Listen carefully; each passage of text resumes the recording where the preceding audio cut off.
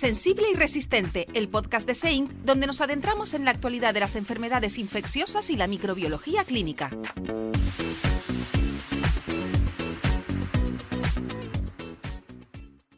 Hola, hola, bienvenidos a un nuevo episodio de Sensible y Resistente. Somos Diego García y Galadriel Pellejero y estamos muy contentos de estar de nuevo con vosotros. Como siempre, os recomendamos que os quedéis hasta el final, porque hoy traemos contenido fascinante sobre vacunas, las últimas noticias de infecciones emergentes y un estudio muy interesante publicado en la Revista Española de Enfermedades Infecciosas y Microbiología Clínica. Comenzamos.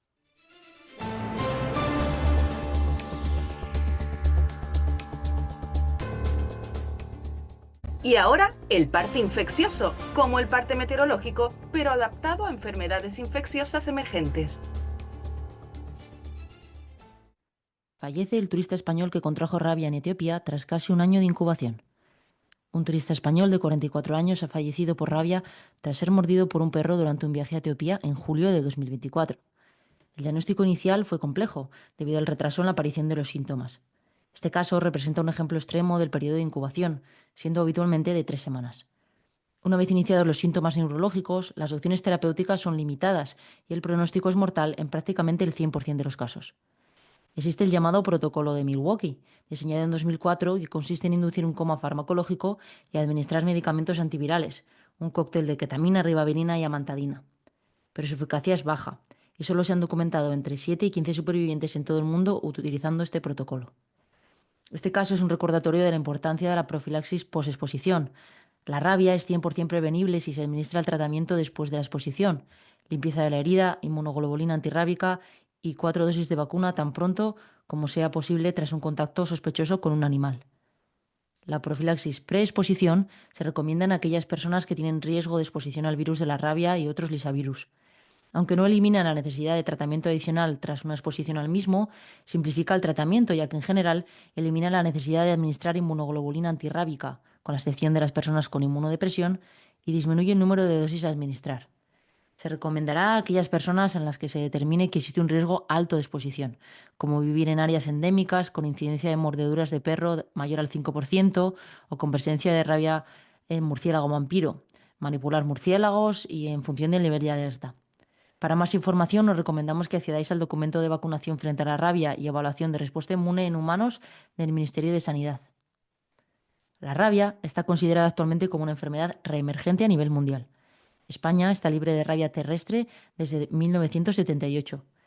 Este es el tercer caso mortal en España en los últimos años, todos ellos asociados a viajes donde la enfermedad es endémica. Sin embargo, la situación en Melilla es un poco diferente. Desde enero de 2025 se han confirmado 4 casos de rabia animal, todos ellos en perros que cruzaron desde Marruecos. El más reciente, confirmado el 4 de junio, fue un cachorro de 5 meses que falleció tras presentar síntomas. Para que una población quede protegida frente a la rabia, al menos el 70% de la población canina tiene que estar perfectamente vacunada, confiriendo así una inmunidad de colectivo. Y terminamos con la confirmación de un nuevo caso de fiebre hemorrágica de Crimea-Congo en Salamanca.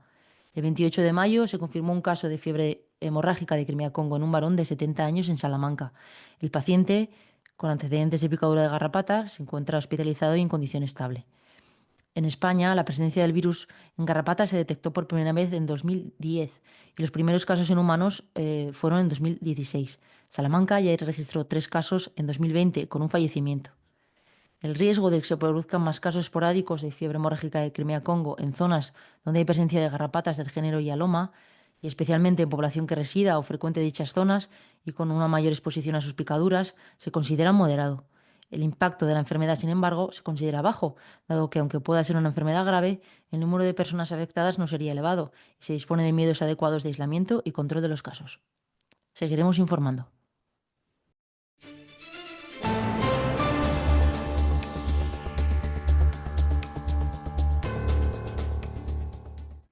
Las vacunas han sido, sin duda, una de las mayores revoluciones de la medicina moderna. Desde la erradicación de la viruela hasta el desarrollo récord de las vacunas contra COVID-19, hemos sido testigos de cómo la ciencia puede proteger vidas a escala global. Pero el futuro promete aún más. Hoy hablamos con la doctora Cristina Massuet. La doctora Massuet es una figura clave en el panorama de la medicina preventiva española. Formada en la Universidad de Navarra y con un máster en epidemiología por la Pompeu Fabra, su trayectoria internacional incluye trabajo como consultora técnica en seguridad vacunal en la Organización Mundial de la Salud. Su expertise se ha forjado también en Londres, donde se diplomó en enfermedades infecciosas en la London School of Hygiene and Tropical Medicine. Actualmente, desde 2020, dirige el Servicio de Medicina Preventiva del Hospital Universitario de Belviche, una posición desde la que tiene una perspectiva privilegiada sobre los retos actuales y futuros de la inmunización. Bienvenida, Cristina. Buenas tardes. Encantada de Hola, Cristina. Hola, Cristina, ¿cómo estás? Mira, la primera pregunta que te queríamos hacer, así para romper un poco el hielo, es, claro, son dos mundos completamente diferentes. Has trabajado de consultora en la OMS y ahora entiendo que también en una consulta de vacunas, digamos que todo el espectro, más a nivel global y a nivel paciente. ¿Qué diferencias has encontrado? ¿Cómo disfrutas más? Claro, la visión del especialista en medicina preventiva y salud pública engloba las dos partes. Una parte muy comunitaria y muy dirigida a ámbito local, nacional o internacional, que es lo que desarrollé durante la residencia en la Organización Mundial de la Salud, junto con el Departamento de Salud o algún otro entorno más dirigido a una inmunización o a algunas acciones de promoción de la salud o prevención individualizada. Y en cuanto es la medicina preventiva, mucho más dirigida al hospital. Evidentemente, en un hospital universitario como Belviche, medicina preventiva no solo se dedica a la inmunización del paciente inmunocomprometido, sino también llevamos temas de control de infección, higiene hospitalaria o bien incluso otros programas como sería la inmunización del viajero o bien incluso la cesación tabáquica. Es decir, que el amplio espectro de la prevención es enorme, pero es del día a día y realmente no sé, la pregunta que me decías, ¿qué es lo que más me gusta? Pues no sé, llevo 20 años en el hospital, digamos, y 5 de fuera. Entonces yo creo que la vida a priori me ha puesto más en un entorno hospitalario y más en medicina preventiva que propiamente salud pública.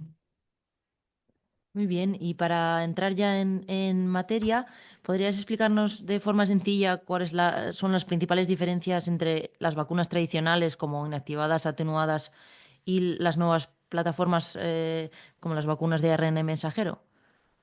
La realidad es que partimos de una necesidad muy básica en el cual se intentaba buscar cuál era aquel antígeno que generaba una respuesta inmune actual y mantenida a lo largo del tiempo, y eso se conocía que se podía conseguir inicialmente con vacunas atenuadas o comúnmente llamadas vivas. Posteriormente se desarrollaron ya vacunas ya más de ingeniería en el cual se buscaba cuál era esa parte antigénica y más virulenta, más patogénica para generar la enfermedad, y por lo tanto se generaban esas vacunas inactivadas buscando esa parte identificativa y virulenta. Después partimos de esta parte ya más de polisacáridos o incluso de unidades proteicas que son patogénicas.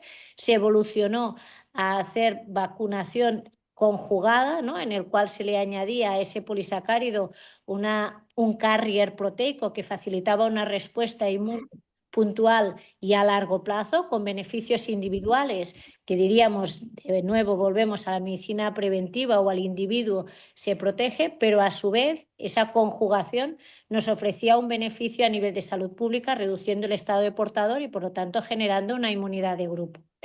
A pesar de esos dos grandes desarrollos de vacunas atenuadas y vacunas inactivadas, se veía que había algunos gérmenes que, uno, nos costaba mucho de generar vacunas, como era, por ejemplo, el ébola o como era algún tipo de MERS-CoV-2, y luego había otra parte que era poblaciones específicas en el cual se veía que las vacunas tradicionales no conseguíamos una buena respuesta y la duración era limitada en el tiempo. Entonces era cuando se añadió estos fenómenos, por ejemplo, de la conjugación o de la recombinación.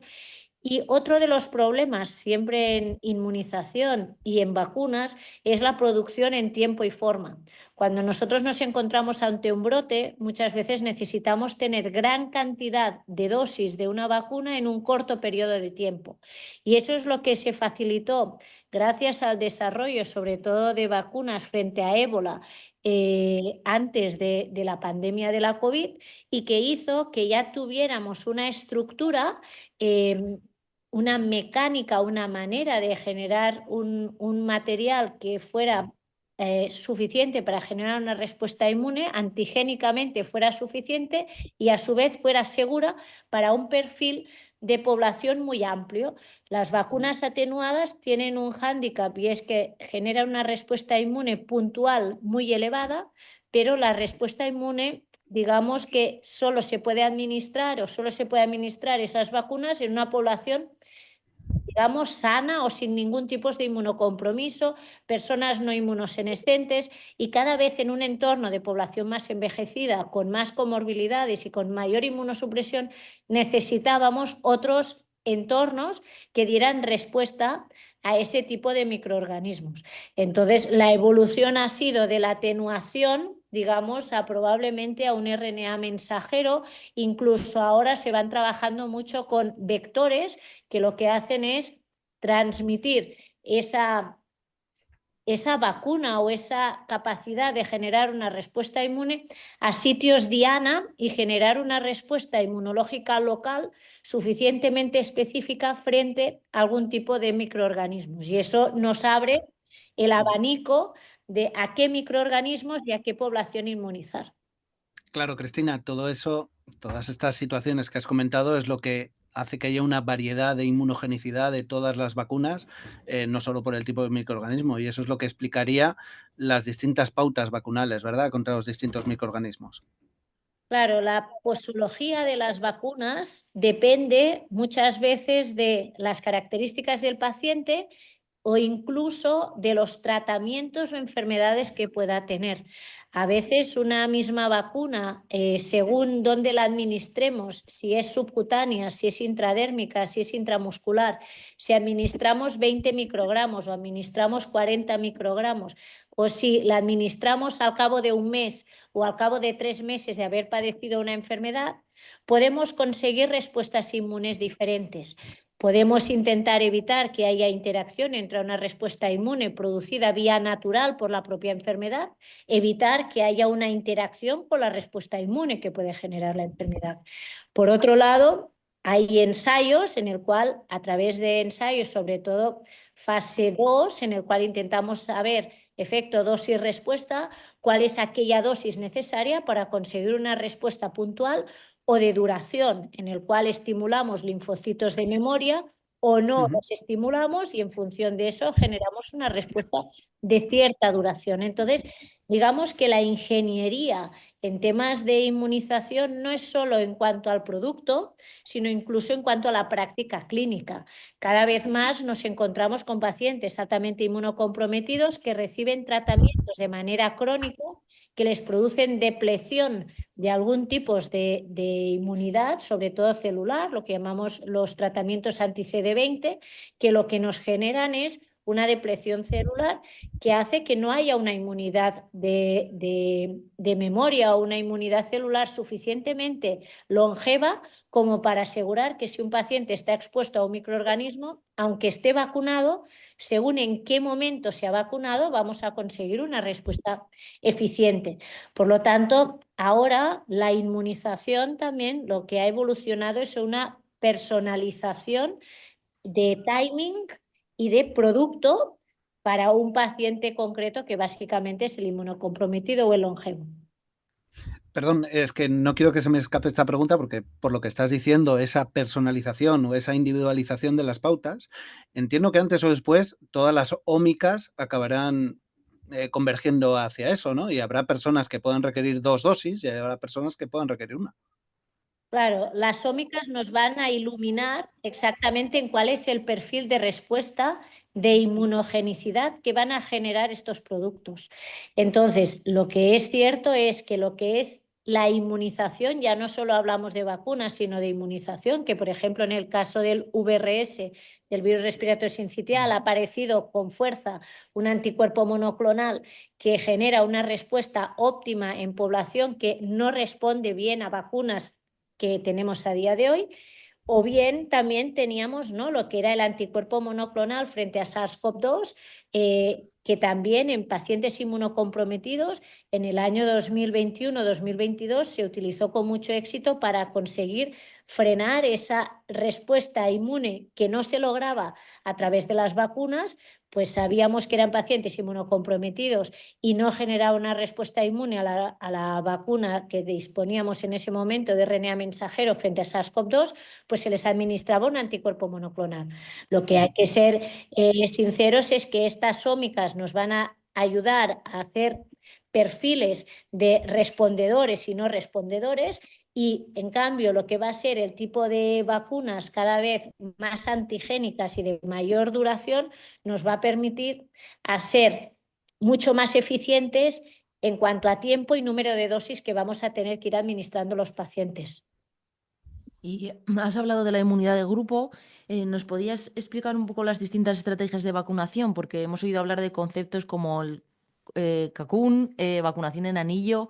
¿Nos podrías explicar un poco?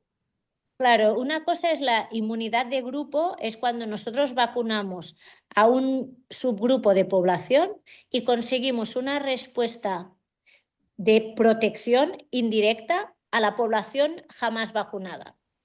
Esto es un concepto muy de salud pública en el cual, por ejemplo, ¿no?, las vacunas conjugadas que decíamos anteriormente, todas aquellas vacunas que se idearon para antígenos polisacáridos, se les añadía un carrier que era una proteína y ese carrier facilitaba una respuesta de mucosa que reducía el estado de portador.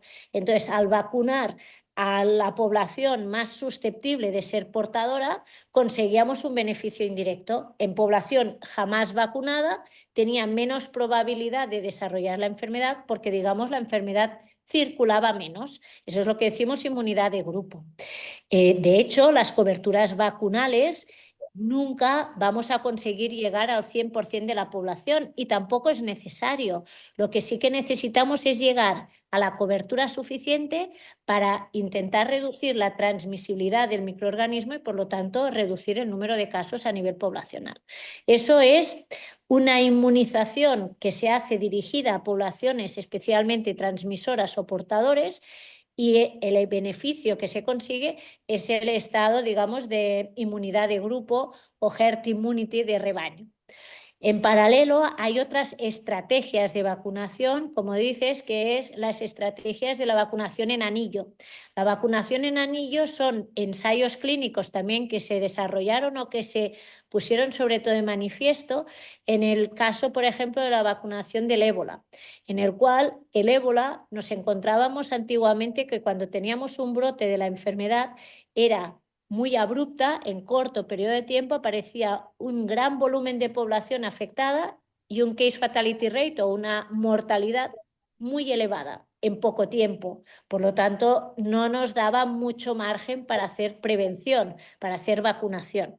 Por el contrario, el ébola evolucionó o aparecieron algún tipo de virus en el continente africano que esa aparición explosiva de casos no se producía en tanta explosión, sino que iba siendo más gradual y la duración de la enfermedad en el paciente era más larga.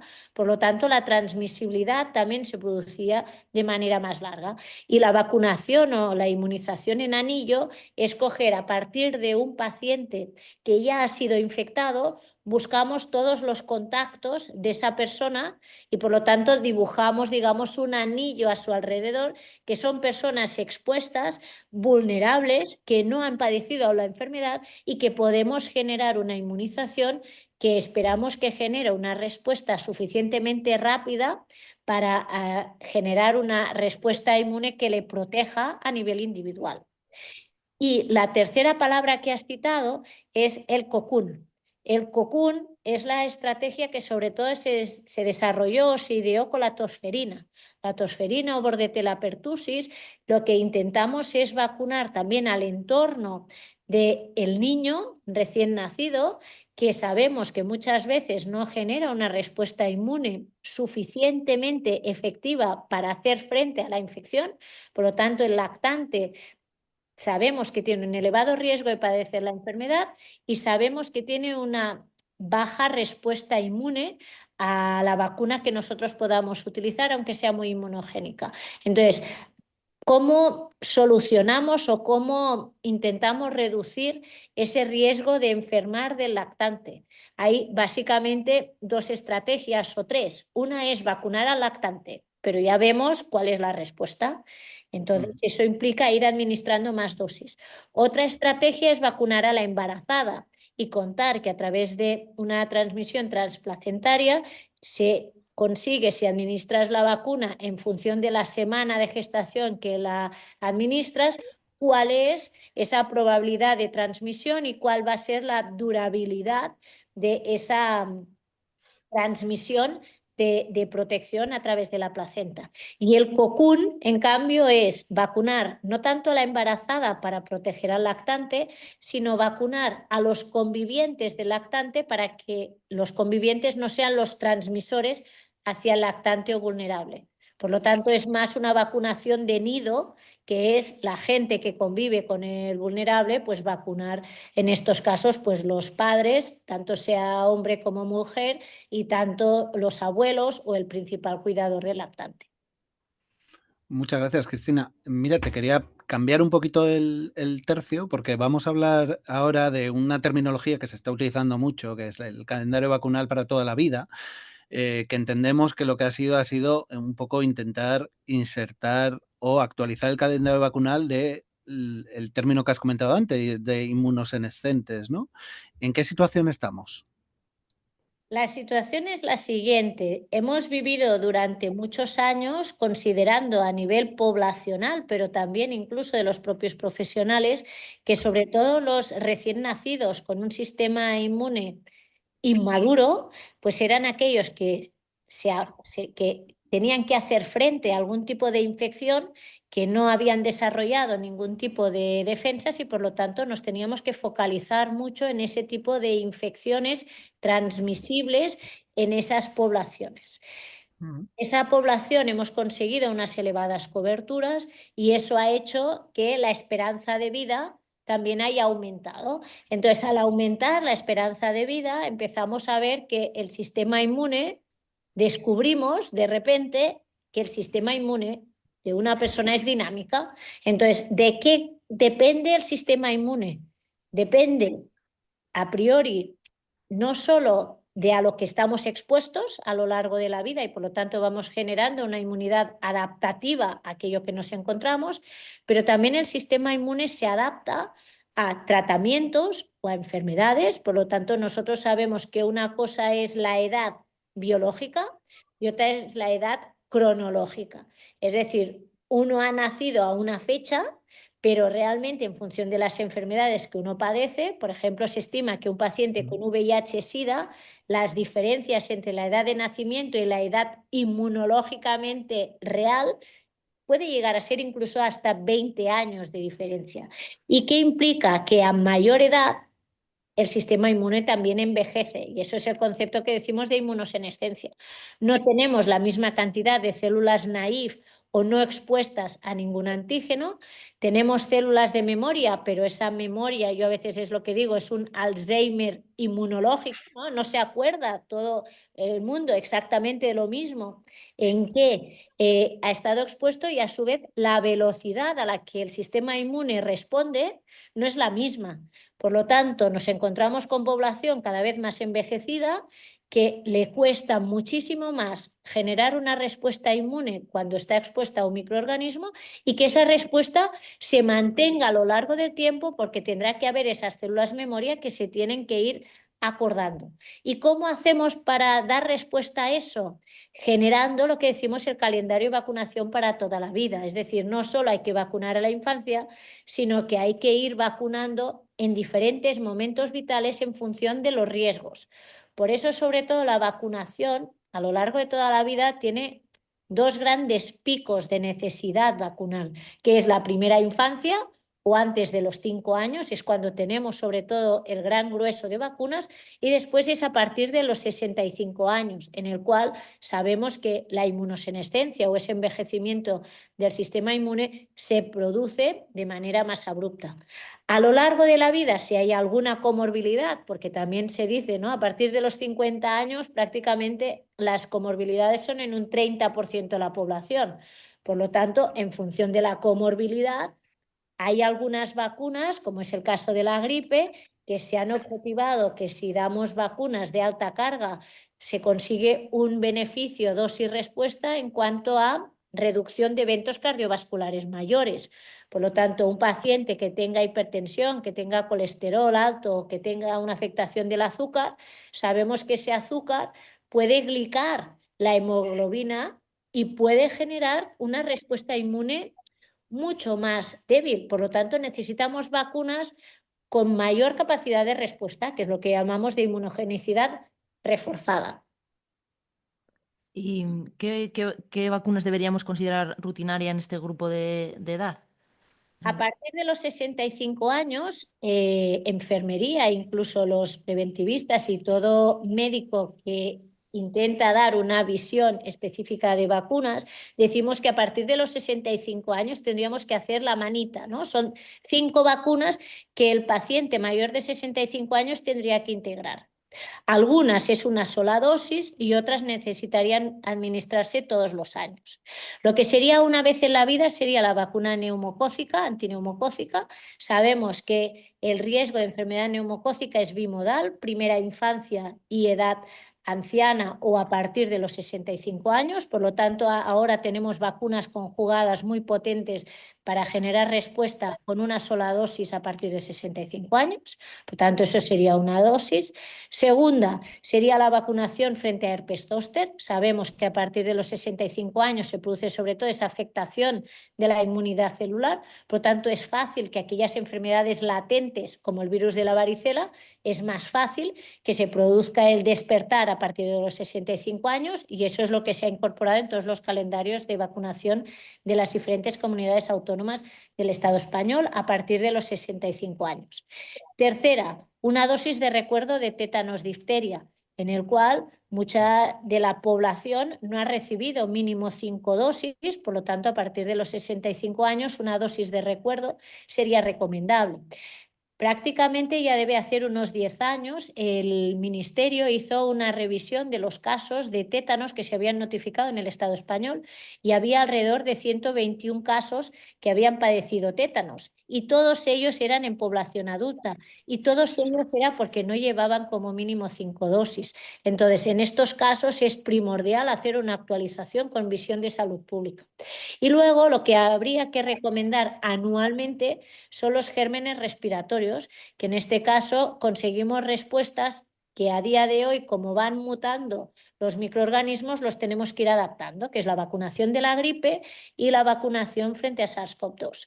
En frente a la gripe, evidentemente, como estamos en población inmunosenescente, tendríamos que buscar esa vacuna de gripe adaptada a la edad y por lo tanto de inmunogenicidad reforzada, y la de SARS-CoV-2, si ya están primo vacunados, solo sería necesaria una dosis de booster, siempre y cuando aparezcan cepas nuevas y que la vacuna no dé respuesta a ello. Muchísimas gracias por la clase que nos estás dando, que me está pareciendo maravillosa. Te quería preguntar, ya que estamos, el otro perfil, como es la mujer embarazada, sí que lo que has comentado en el caso de la tosferina, pero ¿hay alguna otra vacuna que se pueda recomendar para que pueda haber transmisión transplacentaria, como has comentado? A priori, las campañas de vacunación de la mujer embarazada, tosferina, es por edad gestacional. Se recomienda en el último trimestre del embarazo y según cada comunidad autónoma estipula cuál es el momento, si son las 32 semanas, si son las 35 en función, pero muchas veces las guías ya recomiendan que sea a las 32 semanas para conseguir una protección transplacentaria. Aparte de esta, a día de hoy hay otra vacuna que se podría aplicar en la mujer embarazada, pero que habitualmente no se usa, que es frente a virus respiratorio sincitial. Esta es una estrategia de vacunar a la embarazada y a través de la transmisión transplacentaria poder proteger al recién nacido. Y por otro lado, como hemos hablado antes, otra manera de proteger al recién nacido es a través del anticuerpo monoclonal. Pero volviendo a la embarazada, aparte de esa vacunación que sea de transmisión, sobre todo de la inmunidad, otras dos que siempre se recomiendan es gripe y SARS-CoV-2. Gripe y SARS-CoV-2 se puede usar en cualquier trimestre del embarazo porque no son vacunas que generen afectación del embrión, por lo tanto se puede utilizar en cualquier trimestre del embarazo, pero la cuestión es en tiempo y forma en función de los meses del año, ¿no? Entonces, la gripe, pues siempre la acostumbramos a poner entre el mes de octubre y el mes de marzo, y sobre todo se recomienda en la embarazada, uno, porque si uno padece cualquier infección durante el embarazo puede dificultar la implantación del feto, pero dos, se ha demostrado que si la mujer embarazada padece una gripe, puede tener afectaciones de crecimiento incluso del recién nacido, o incluso la del SARS-CoV-2 también se ha objetivado. Por lo tanto, cada vez tenemos más bibliografía que aboga que la mujer embarazada sería recomendable a día de hoy que se vacunara frente a 3 microorganismos y se preocupara frente a 4. Uno sería vacunación ella propia de gripe y SARS-CoV-2, y para proteger al recién nacido, tosferina y virus respiratorio sincitial. O se vacuna a la embarazada o se tiene que encargar de hacer la inmunización con anticuerpo monoclonal al nacer. Muchas gracias. Y bueno, cambiando un poco de tercio, yo creo que uno de los desafíos actuales es la desinformación y los movimientos antivacunas. ¿Cómo se combate la desinformación desde la evidencia científica? Pues yo creo que la misma pregunta ya conlleva la respuesta. Es decir, que si es una desinformación, hay que informar. Y si no hay datos científicos, hay que difundirlos. Entonces, realmente yo creo que muchas veces los podcasts como el que estamos grabando hoy pueden ayudar en ese perfil, porque muchas veces el paciente o la población general no conoce el concepto de la inmunosenescencia o no es consciente que envejece su cuerpo, no solo por fuera, sino también por dentro. El sistema inmune va cambiando y muchas veces son conceptos que ni los sanitarios, muchas veces los hemos integrado en las facultades y menos la población general. Por lo tanto, aún queda mucha desinformación de la población de saber que no solo se tienen que vacunar los nietos. El abuelo, que es el principal cuidador del nieto, se tiene que vacunar, no para proteger al nieto, sino para protegerse a sí mismo. Entonces, ese cambio de paradigma yo creo que tiene que radicar sobre todo en divulgar la información de las vacunas y en ser muy transparente. Es decir, el caso de la vacunación de SARS-CoV-2 se hizo muchísima divulgación en el momento cuando era necesario conseguir una protección poblacional para que dejáramos, digamos, de estar todos encerrados en nuestros domicilios o en nuestros hospitales o en nuestros centros sanitarios dando asistencia, pero después, el post-pandemia, yo creo que hay muchísima desinformación en cuanto a vacunas que son recomendables, aparte de la de SARS-CoV-2 en algunas poblaciones. Nosotros nos encontramos a veces en el hospital pacientes que son trasplantados de órgano sólido y que les sorprende que les digas que aunque tengan 60 años se tienen que seguir vacunando todos los años de SARS-CoV-2, porque realmente el SARS-CoV-2 sigue circulando y en esas poblaciones de especial riesgo y que toman medicación que les afecta al sistema inmune celular es fundamental la vacunación.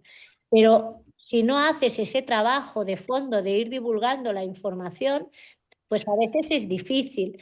Y otra parte importante, yo creo que tendremos que aprender mucho de los pediatras, ¿no? De nuestros amigos pediatras, cómo es que ellos consiguen esas coberturas tan elevadas y en cambio del adulto nos cuesta muchísimo más.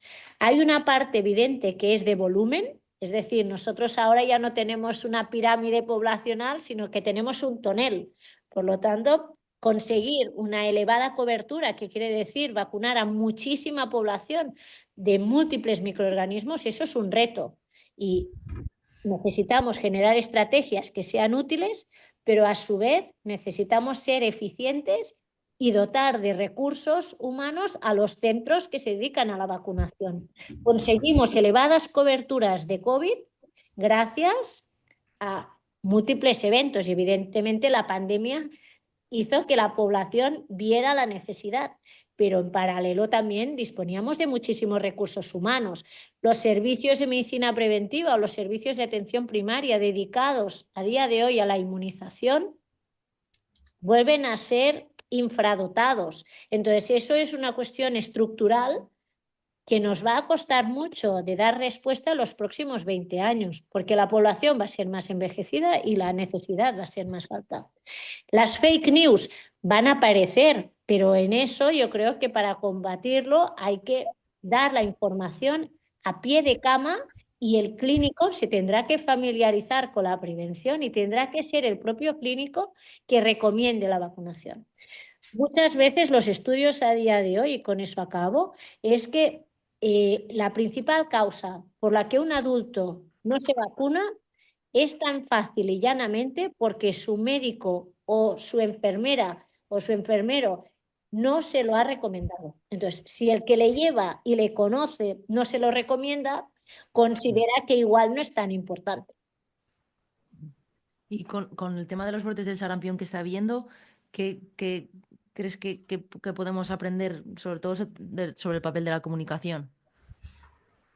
Yo creo que hay que divulgar que hay casos de sarampión, porque si no a la población le parece que los casos de sarampión no existen. 2, aparte de hacer la divulgación de los casos, hay que divulgar que tenemos vacuna de hace más de 50 años que es efectiva y que genera una protección.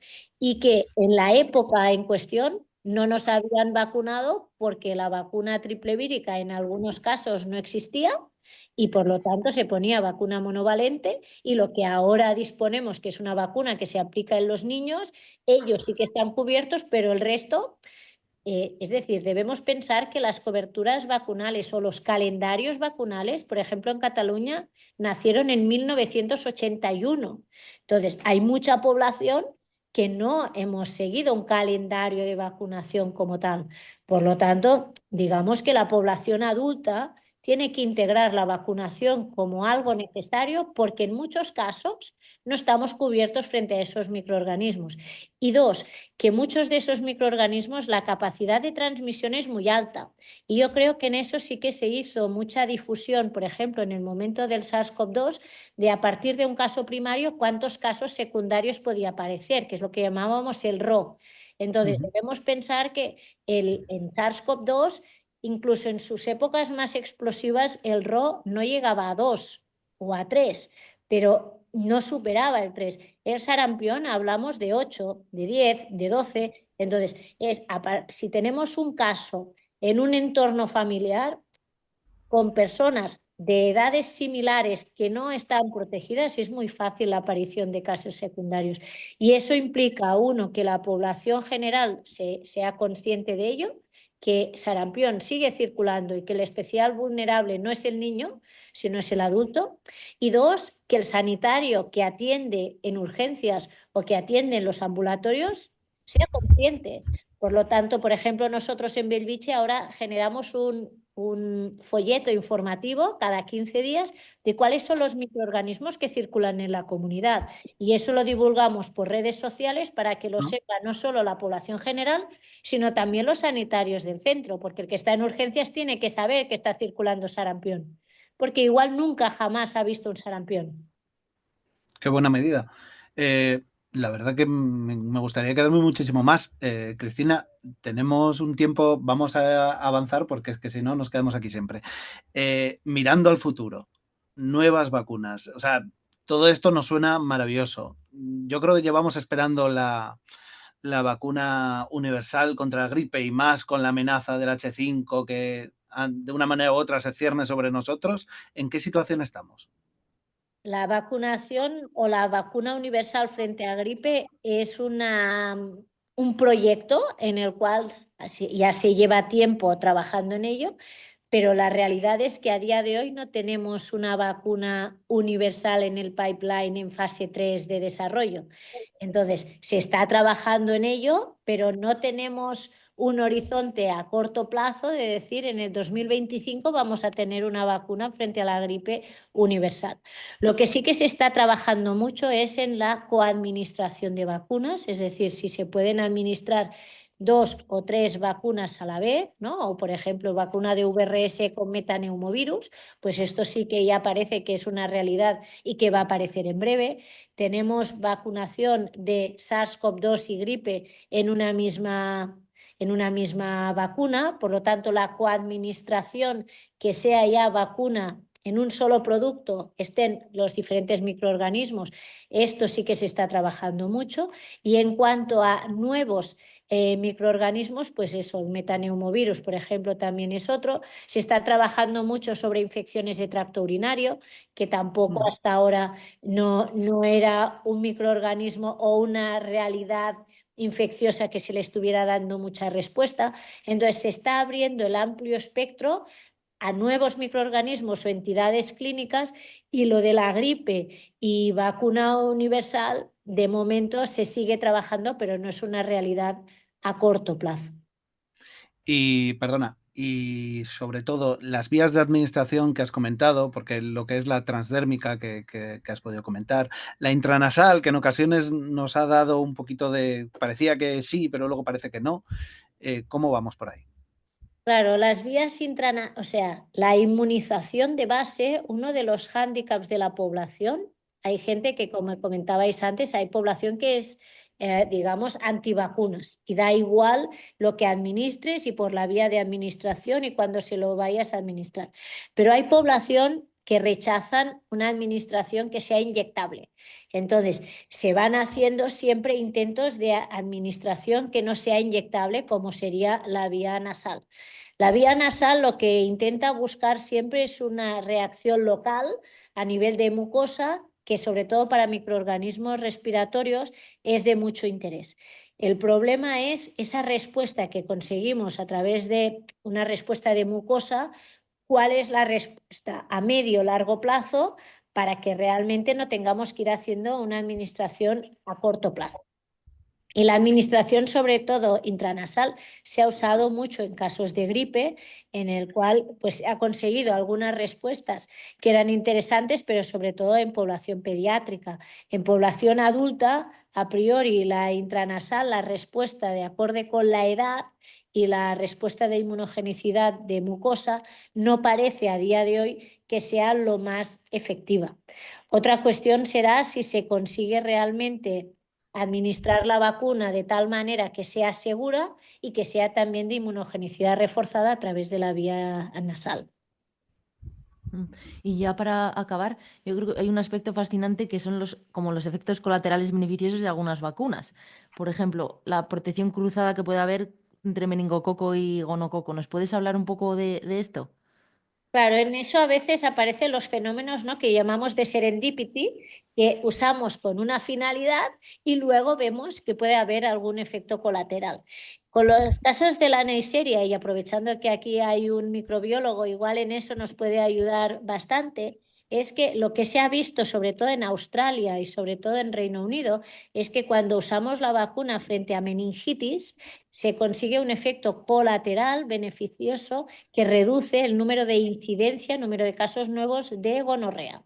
Entonces, parece ser que las neiserias, y en eso abogo al microbiólogo que nos eche un cable, hay cierta similitud entre lo que es la neisseria y gonorrea con la Neisseria meningitidis y específicamente del serogrupo B. Entonces, en esos países, tanto Reino Unido como Australia, han empezado una vacunación, sobre todo de aquellos pacientes que tienen más riesgo de presentar enfermedad gonocócica y que cada vez van siendo, el número va creciendo y sobre todo la resistencia antibiótica, se está haciendo una vacunación específica de esos grupos poblacionales para ver si realmente ese beneficio colateral que se ha visto de manera puntual con estudios analíticos caso control, si se objetivan en la práctica diaria, porque la enfermedad gonocócica va siendo una enfermedad cada vez de nuestro día a día más compleja de gestionar, sobre todo de tratar por las resistencias antibióticas. Sí, por completar un poco lo que ha dicho Cristina, es verdad que las neiserias saprófitas tienen mucha capacidad de captación de DNA una vez muerto, con DNA muerto, fenómenos de transformación que al final hacen que compartan en muchos sentidos muchos antígenos, con lo cual es hasta esperable una reacción cruzada entre esa clase de microorganismos. Yo por mi parte nada más, Cristina, te queríamos dar millones de gracias por la clase, que yo creo que hemos aprendido un montón. No sé si Galadriel quería comentar alguna cosita más, pero oye, de verdad un placer. Muchísimas gracias, ha sido un placer, sí. Placer compartido, hemos aprendido todos de todos.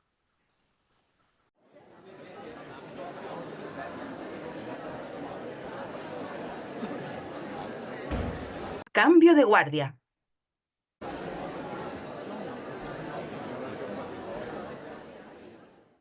Uy, oye, perdona que voy a la carrera, pero no llego a esta sesión del Congreso SEIN. ¿Tú sabes dónde está la sala plenaria 2B? Ni idea. Esto de los congresos es un lío, que es que yo ya no sé ni dónde está la sala que quiero ir, me he metido en otra. Digo, así que no te puedo ayudar, no cuentes conmigo. Y mira, tu cara me suena un montón. ¿No serás Marta Arzuaga? Sí, soy yo. ¿Del Hospital La Paz, Carlos III? Sí, sí, sí, ahí mismo, de Mira, la unidad de tropicales. es que el otro día estuve viendo que os iban a publicar una cosilla en la revista de la Inc. Sí. ¿Y de qué va? Cuéntanos. Pues mira, tuvimos una serie de casos, la verdad que muy interesante, porque empezando a tirar del hilo de uno de ellos, pues nos dimos cuenta que estábamos ante pues un brote, ¿no? Y era un grupo de percusión y danza que hacen aquí las clases pues en Madrid, en la zona de Villalba, y tienen un profesor que es de Guinea-Conakry. Así que al profesor se le ocurrió que qué mejor manera que aprender danza africana que en la propia Guinea-Conakry. Así que se les llevó a todos a su pueblo, que está cerca de, bueno, en el interior, en Dubreca, y pues les llevó en un momento de relax pues a bañarse en unas aguas cristalinas, ¿no? Que decían ellos. La verdad que luego viendo las fotos muy cristalinas no eran, pero bueno, con el calor que hace allí, de ahí os debieron parecerle que era el paraíso tropical, nunca mejor dicho, ¿no? Así que unos menos veces, otros más veces, todos se bañaron y de los 14 que viajaron, pues 12 resulta que empezaron con síntomas, ¿no? La primera debutó con fiebre, lo que nos puso sobre la pista fue una eosinofilia que apareció en la analítica y bueno, ya se nos encendió un poco la bombilla de que podíamos pensar en un esquistosoma y una fiebre de Katayama, ¿no? Y a raíz de ese momento, la mayoría tuvo síntomas, solo sí, porque incluso una vino a hacerse el test ya sabiendo que el resto tenía un esquistosoma positivo. Y He visto que en todos tenían eosinofilia. sí, sí, el 100%. Y además, Joder. eosinófilos, vamos, creo que el que más tenía son 7.800 eosinófilos.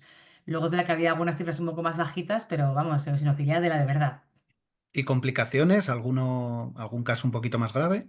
Bueno, grave, que requerían ingreso no tuvimos ninguno. Sí que Mm. es verdad que la fiebre y las molestias en algunos pacientes fueron un poco más largas de las esperadas, ¿no? A pesar del tratamiento con corticoides.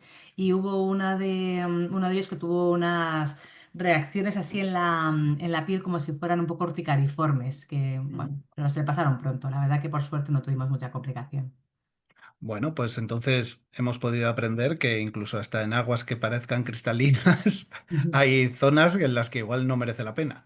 Eso es, y además independientemente del número de veces que te bañes, ¿no? Que la gente dice, bueno, pues si me baño una vez, bueno, si meto solo un pie, pues no, la que se bañó una vez también debutó con un síndrome de Katayama. O sea que ojo a las aguas cristalinas en las zonas tropicales.